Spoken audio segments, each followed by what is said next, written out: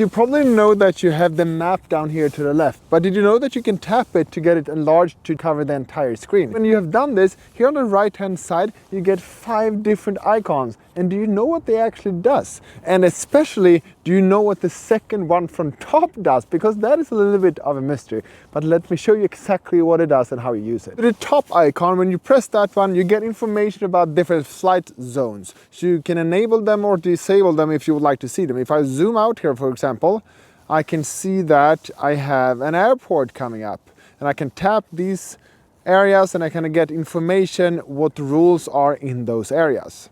And the second icon, the mystery one, we're going to take that one further into this video. Let's go to the bottom. That one is switching so I can get a satellite view or the standard map view. And the mixed one, that is a mix between the standard and the satellite one. Right now I can't switch to that one because I don't have a cellular connection because I haven't linked up my remote to my phone. The bottom one, that is to change the map view if it's going to be heads up or north up.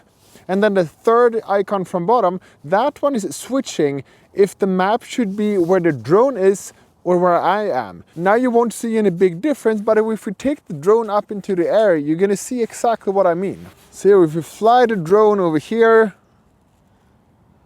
if I now switch from H to that icon indicates the drone's position, and that is the home position. So if I tap that one, the focus of the map will be where the drone is. If I tap the other icon, the focus and the center of the map will be where the home position is. So this is very handy if you would like to get a better view of where the drone is and then go back to see where the home position is. And now it's time for the second icon from top. That one only works if you have been flying somewhere and you have got this trace after a drone. So let me fly a little bit more here so we get a longer trace.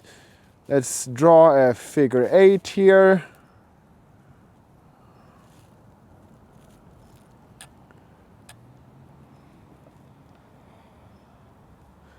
Like that, a beautiful 8.